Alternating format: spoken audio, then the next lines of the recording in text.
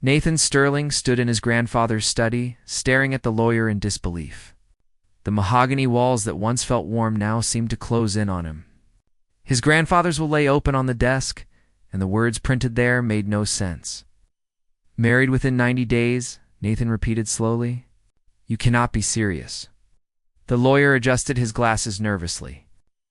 "Your grandfather was very clear, Mr. Sterling. If you fail to marry within 3 months of his passing, Sterling Technologies will be donated to charity. The company your grandfather built for 50 years will no longer belong to the family." Nathan ran his hand through his dark hair, his jaw tightening. He had spent the last 8 years of his life building Sterling Technologies into a global empire. The company meant everything to him. And now, his grandfather had turned his life into some kind of arranged marriage drama. "This is ridiculous," Nathan muttered. "I do not have time for marriage. I have investors to meet, projects to launch, and competitors breathing down my neck." The lawyer gathered his papers. "I am sorry, Mr. Sterling. Those were your grandfather's final wishes. You have 87 days remaining." After the lawyer left, Nathan stood at the window overlooking the city. Below, millions of lights twinkled in the darkness. He had everything anyone could want, except the one thing his grandfather demanded: a wife. His phone buzzed. It was Victoria Chen, his biggest business rival. The message was simple, but threatening. "Heard about the will? Shame, you will lose everything." Nathan's eyes narrowed. Victoria had been waiting for years to take him down. She would do anything to see him fail. He could not let that happen. A desperate situation across the city. Grace Mitchell sat in her small apartment holding an eviction notice, 3 months behind on rent. Her architecture firm had let her go last week, claiming budget cuts. But Grace knew the truth. Her boss discovered her last name and the connection to Thomas Mitchell. The man whose business collapsed 15 years ago. Everyone still remembered the scandal. Nathan Sterling's father had destroyed Thomas Mitchell in a hostile takeover that left him bankrupt. 6 months later, her father died of a heart attack. Grace was only 13 when she lost everything. "Grace, you need to eat something," Lily Foster said, walking into the room with takeout. Lily was her oldest friend, the only person who never judged her for her father's failure. Grace shook her head. "I am not hungry." Lily sat beside her. "You cannot keep doing this to yourself. Your father's past is not your burden. It is when no one will hire me because of his name," Grace replied bitterly. "The Sterling family destroyed us, Lily, and now I cannot even pay rent." Lily grabbed her hand. "Then we fight back." "You are brilliant, Grace. Do not let them win." Grace wanted to believe her, but hope felt impossible. Until her phone rang with an unknown number. "Miss Mitchell, this is James Wong, personal assistant to Nathan Sterling. Mr. Sterling would like to meet with you tomorrow at noon. Are you available?" Grace's heart stopped. "Nathan Sterling wants to meet with me." "Yes. He has a business proposal. I will send you the address." When the call ended, Grace sat frozen. Why would Nathan Sterling want to meet her? Did he know who she was? What she carried in her heart? What just happened? Lily asked Dot. Grace looked at her friend with wide eyes. "I think fate just gave me an opportunity." The charity, gala, the next evening. Grace arrived at the Sterling Foundation charity gala, wearing a simple black dress borrowed from Lily. The grand ballroom was filled with wealthy guests, crystal chandeliers and champagne. She felt completely out of place. Nathan Sterling stood near the center of the room, surrounded by admirers. He was taller than she imagined, with sharp features and intense dark eyes. He wore his expensive suit with casual confidence. Like someone born into power, Grace watched him from a distance, her heart pounding. This was the son of the man who destroyed her family. Yet he looked nothing like a villain. He looked tired. It's Nathan Sterling, still pretending to be untouchable. A woman's voice cut through the crowd. Victoria Chen approached Nathan with a predatory smile. She was beautiful and dangerous, wearing red like a warning. "Victoria," Nathan replied coolly. "I see you are still pretending to be relevant." Victoria laughed. "I heard about your grandfather's will. How tragic. 90 days to find a wife or lose everything. Tell me, Nathan, are you planning to buy a bride?" The room went silent. Everyone was watching. Nathan's jaw clenched, but he maintained his composure. "Wait. My personal life is none of your concern," he said quietly. "Oh, but it is," Victoria continued. "Because when you fail, Sterling Technologies will crumble, and I will be there to pick up the pieces." Grace felt anger rise in her chest. She hated Nathan Sterling for what his family did, but watching Victoria humiliate him in public felt wrong. Before she could think, she stepped forward. "Excuse me," Grace said loudly. Everyone turned to look at her. Nathan's eyes met hers, and for a moment, time seemed to stop. There was something in his gaze that caught her off guard. Surprise, recognition, pain. "I'm sorry for interrupting," Grace continued, her voice steady. "But I believe Mr. Sterling has more important matters to discuss than your petty jealousy." Victoria's face turned cold. "And who are you?" "Someone who knows what real strength looks like," Grace replied. Nathan stared at her, clearly confused, but intrigued. Victoria looked furious. The crowd whispered. "Thank you, Nathan," said softly to Grace. Then he turned to Victoria. "If you will excuse me, I have business to attend to." He walked toward Grace, his expression unreadable. When he reached her, he extended his hand. "Nathan Sterling." Grace hesitated, then took his hand. Grace Mitchell. His grip was firm and warm. He did not recognize her name. "Not yet. Would you walk with me?" Nathan asked. "I believe we have much to discuss." As they left the ballroom together, Grace felt her carefully constructed plan beginning to shift. She came here for revenge. To get close to Nathan Sterling and make him pay for what his family did. But looking into his eyes, she realized this would be far more complicated than she imagined. Because behind his confident exterior, Nathan Sterling looked like a man carrying his own heavy burden, and Grace knew exactly how that felt. Nathan led Grace to a private balcony overlooking the city. The night air was cool, and the sounds of the gala faded behind them. He turned to face her, studying her carefully. "Grace Mitchell," he said thoughtfully. "That name sounds familiar." Grace's heart raced, but she kept her expression calm. "It is a common name," Nathan nodded slowly, though something flickered in his eyes. "You defended me in there, why?" Grace chose her words carefully. "Because bullies like Victoria Chen make me angry. She wanted to embarrass you publicly." "That was cruel." "Cruel," Nathan repeated, a bitter smile crossing his face. "Yes, business can be cruel. Life can be cruel." He walked to the railing, looking out at the lights below. For a moment, he looked less like a powerful billionaire and more like a tired man carrying too much weight. "Miss Mitchell, I am going to be direct with you because I do not have time for games," Nathan said quietly. "My grandfather left me his company, but only if I marry within 90 days. I have 87 days left." Grace felt her breath catch. "And you are telling me this because... No. Because I had my assistant research every eligible woman in this city." Nathan turned to face her. "Most of them want my money or my status.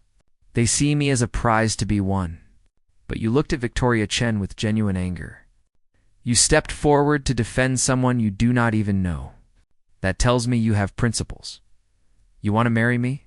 Grace asked, unable to hide her shock. "I want to propose a business arrangement," Nathan corrected. "A contract marriage. 1 year. You would live in my home, attend events as my wife, and help me secure my inheritance. In return, I will pay you $5 million. Grace felt dizzy. $5 million could change her life. She could pay her debts, restart her career, and never worry about money again. But more importantly, this was exactly what she needed. A way inside Nathan Sterling's life, a way to discover the truth about what his father did to hers.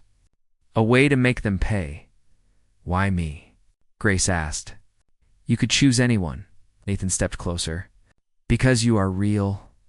And right now, I need someone real in my life.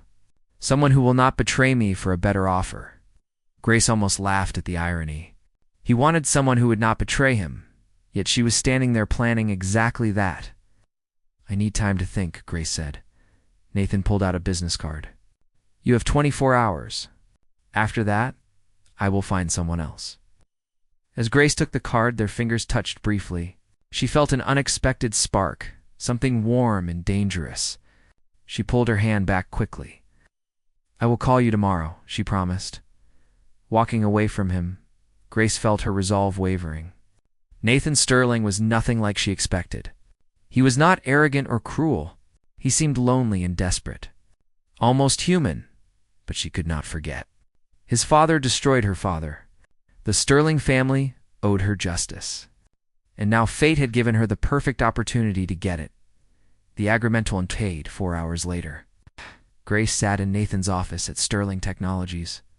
The room was massive, with floor-to-ceiling windows and modern furniture. Nathan sat across from her, a contract between them. "Everything is outlined here," Nathan explained. "We marry within 2 weeks. You move into my penthouse. We attend public events together. After 1 year, we divorce quietly. You receive $5 million. Grace read through the contract carefully. "What about personal boundaries?" "Separate bedrooms," Nathan said immediately. "No romantic expectations. This is purely business." Grace looked up at him. "And if one of us develops feelings?" Nathan's expression hardened. "That will not happen. I do not believe in love, Miss Mitchell. I believe in contracts and agreements. Feelings only complicate things." Something in his voice made Grace sad. What had happened to make him so closed off? "I have one condition," Grace said firmly. "I want access to your company records." "All of them," Nathan frowned. "Why?" "Because if I am going to be your wife, even temporarily, I want to understand your business," Grace lied smoothly. "I am an architect. I understand structures and foundations. Maybe I can help." Nathan considered this for a long moment. Finally, he nodded. "Agreed. But nothing leaves this building." Grace signed the contract, her hand trembling slightly. She was really doing this. Marrying Nathan Sterling, the son of her enemy. "Welcome to the family, Mrs. Sterling," Nathan said, extending his hand, the wedding 2 weeks later. Grace stood in a simple white dress at City Hall. There was no grand ceremony, no guests, no flowers. Just Nathan in a dark suit, 2 witnesses, and a judge who looked bored. "Do you, Nathan Sterling, take Grace Mitchell to be your lawfully wedded wife?" "I do." "Do you, Grace Mitchell, take Nathan Sterling to be your lawfully wedded husband?" Grace hesitated for just a second. Then she thought of her father. His broken spirit. His final days. The way the Sterling name had destroyed everything I do. The judge pronounced them married. Nathan slipped a simple gold band on her finger. It felt heavier than it should. "You may kiss the bride," the judge said without enthusiasm. Nathan looked at Grace, something unreadable in his eyes. He leaned forward and pressed a brief, formal kiss to her lips. It was nothing. Just a formality. Yet Grace felt her heart skip. "Congratulations, Mr. and Mrs. Sterling," the judge said. Outside City Hall, reporters were waiting. News of Nathan Sterling's sudden marriage had spread quickly. Cameras flashed as Nathan took Grace's hand and led her to his car. "Smile," he whispered. "We need to look happy." Grace forced a smile, but inside, she felt hollow. She had just married a man she barely knew, a man she was supposed to hate. Yet when he opened the car door for her, his touch was gentle. Almost carrying life together, Nathan's penthouse was stunning. 30 floors above the city, with walls of glass and modern elegance. He showed Grace to her room, a spacious suite with its own bathroom and balcony. "This is your space," Nathan said. "I will not enter without permission. My room is down the hall. We will have dinner together every evening to maintain appearances for the staff." "You have staff living here?" Grace asked. "A housekeeper comes daily. A chef prepares meals. But they are discreet and professional." Grace nodded, setting down her single suitcase. Everything she owned fit into one bag. Nathan noticed. "Tomorrow, we will go shopping," he said. "You need clothes appropriate for your new role." "I do not need charity," Grace replied sharply. Nathan's expression softened. "It is not charity, Grace. It is part of our agreement. As my wife, you will attend events. You need the right wardrobe." Grace wanted to argue, but he was right. She owned 3 dresses and 2 pairs of shoes. That would not work in his world. Fine, she agreed reluctantly. That first night, they sat across from each other at dinner. The table was long, the food was perfect, but the silence was uncomfortable. "Tell me about yourself," Nathan said finally. "Your family. Your background." Grace's grip tightened on her fork. "There is not much to tell. My mother left when I was young. My father raised me alone. He died when I was 13. "I am sorry," Nathan said, and he sounded genuine. "What did your father do?" "He was a businessman," Grace said carefully, "but his company failed. He lost everything." Nathan looked down at his plate. "Business can be brutal. My father taught me that." "What was your father like?" Grace asked, trying to sound casual. Nathan's jaw tightened. "Ruthless. Brilliant. He built an empire but destroyed anyone in his way, including himself." "Do you regret becoming like him?" Grace asked softly. Nathan looked up, surprise in his eyes. "Every day." The honesty in his voice caught Grace off guard. She expected arrogance. Instead, she found regret. Over the following weeks, Grace settled into her new life.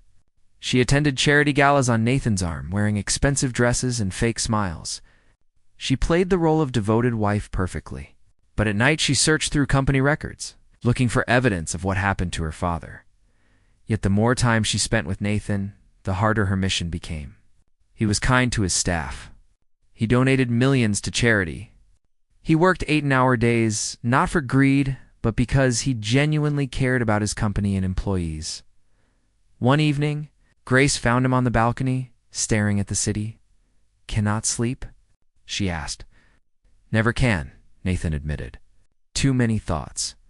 Grace stood beside him. "What are you thinking about?" "My grandfather. He wanted me to marry because he thought I was becoming too isolated. Too much like my father." Nathan looked at her. "He was right. You are not your father," Grace said, before she could stop herself. Nathan smiled sadly. "How do you know?" "You barely know me." "I know you bought coffee for your secretary this morning when she looked tired," Grace replied. "I know you called your housekeeper's daughter to wish her luck on her exam. I know you stayed late yesterday to help a junior employee fix a mistake that was not your responsibility." Nathan stared at her, clearly surprised. "You notice all that?" "I notice everything," Grace said softly. For a moment they just looked at each other. The city lights reflected in Nathan's dark eyes, and Grace felt something shift inside her chest. Something dangerous and real. "Grace," Nathan said quietly, "why did you really agree to marry me?" Grace's heart pounded. Did he know? Had he discovered the truth? "For the money," she lied. $5 million is life-changing." Nathan nodded slowly, but something in his expression told her he did not quite believe her. He stepped closer, so close she could feel his warmth. "You are a terrible liar," he whispered. Before Grace could respond, Nathan's phone rang. He pulled back, the moment broken. "I have to take this," he said, walking inside. Grace stood alone on the balcony, her heart racing. She came here for revenge. But somewhere between the contract and tonight, something had changed. She was starting to fall for Nathan, Sterling, and that was the most dangerous thing she could do. 3 months into their marriage, Grace finally found what she was looking for. Late one night, while Nathan was working in his study, she discovered an old file buried deep in the company archives. The file was labeled Mitchell Acquisition -2010. Her hands trembled as she opened it. Inside were emails, financial documents, and board meeting notes. Everything was there. The hostile takeover, the deliberate stock manipulation, the coordinated attack that destroyed her father's company. But then Grace found something unexpected. A handwritten letter from Nathan's father, dated just weeks before he died. It was addressed to Thomas Mitchell. "Thomas, I am writing this because my doctors tell me I have little time left. What I did to your company haunts me every day. I was greedy and ruthless. I destroyed a good man to build my empire. By the time I realized the cost, it was too late. You died believing the world was cruel and unfair. You were right. I made it that way. I am sorry. I know these words mean nothing now, but I need to say them. Please forgive me. The letter was never sent. Grace stared at it, tears streaming down her face. Nathan's father had regretted everything. He had carried that guilt to his grave, and Nathan knew nothing about it. Grace heard footsteps behind her. She turned to find Nathan standing in the doorway, his expression confused. Grace? What are you doing in here at 2 a.m? She quickly tried to hide the file, but it was too late. Nathan saw the label. His face went pale. Mitchell Acquisition, he read slowly. Then he looked at her. Grace Mitchell. Thomas Mitchell. His eyes widened with realization. You are his daughter. Grace stood up, her heart pounding. Nathan, let me explain. You've been lying to me this entire time, Nathan said, his voice hollow. You married me for revenge? First, yes, Grace admitted, tears falling freely now. Your father destroyed mine. He took everything from us. My father died broken and hopeless because of what your family did. Nathan stepped back, as if she had struck him. So this was all an act? Every conversation, every smile, every moment we shared. No, Grace said desperately. It started that way. But Nathan, I fell in love with you. I did not mean to, but I did. Nathan laughed bitterly. Love, you do not even know what that word means?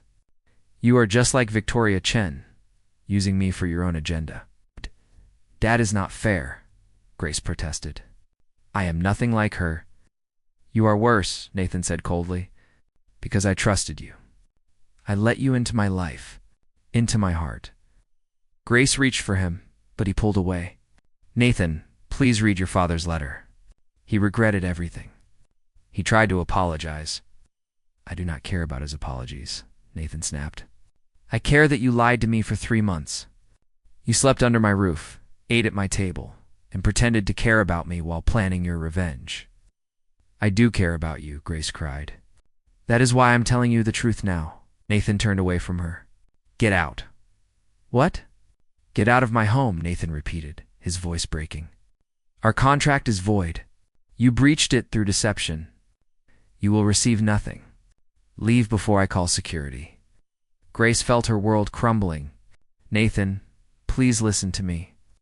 I said leave, Nathan shouted, and Grace had never heard such pain in anyone's voice. She gathered her things through tears, moving like she was in a nightmare. As she reached the door, she turned back one last time. Love you, Nathan Sterling. That is the one truth in all of this. I love you, and I am sorry. Nathan did not respond. He just stood with his back to her, his shoulders shaking. Grace left, and the door closing behind her sounded like the end of everything. Victoria's move the next morning. Nathan sat in his office, staring at nothing. He had not slept.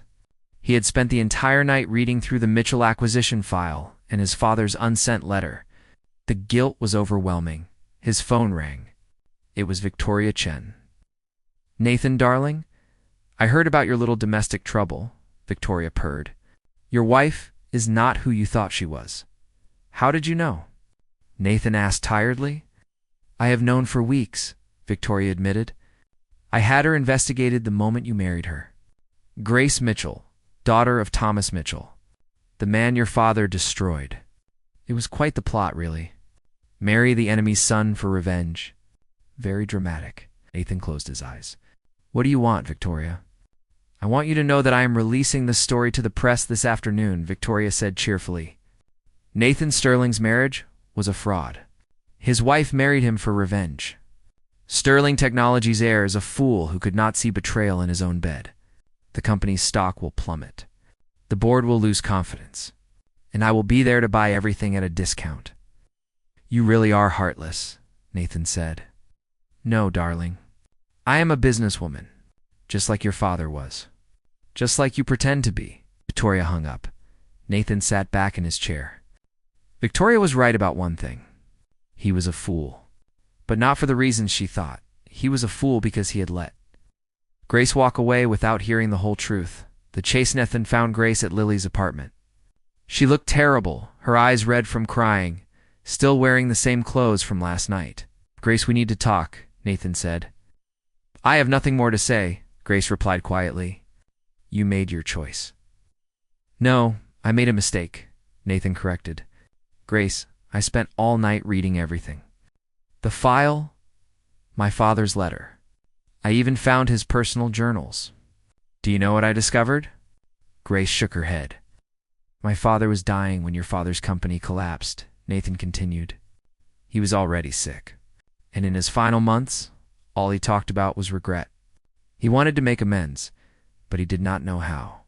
He left instructions for me to find your family and help them, but those instructions were sealed until after my grandfather died. Grace stared at him. What are you saying? I am saying my father tried to fix what he broke. He just ran out of time. Nathan stepped closer. Grace, what he did to your family was terrible. Unforgivable. But you are not responsible for making him pay. He already paid with his conscience. That does not change what happened, Grace whispered. Oh, it does not, Nathan agreed. But maybe we can. Grace, I want to establish a foundation in your father's name. We will help businesses that were destroyed by corporate greed.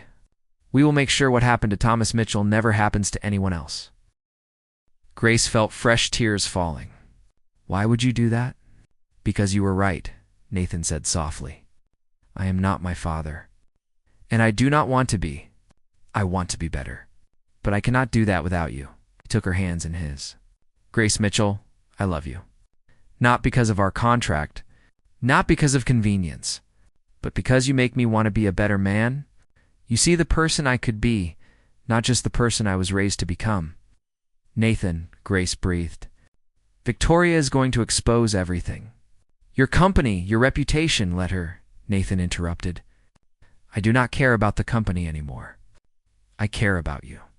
If I have to choose between Sterling Technologies and you, I choose you every single time. Grace searched his eyes, looking for doubt. She found only truth. I love you too, she whispered. I tried so hard not to, but I do. Nathan pulled her into his arms, holding her like she was the most precious thing in the world. Then that is all that matters. New beginning that afternoon, Nathan held a press conference. Grace stood beside him, their hands intertwined. I want to address the rumors about my marriage, Nathan began. Yes, my wife Grace is the daughter of Thomas Mitchell, a man my father wronged terribly 15 years ago. Yes. She initially approached our arrangement with complicated feelings about my family.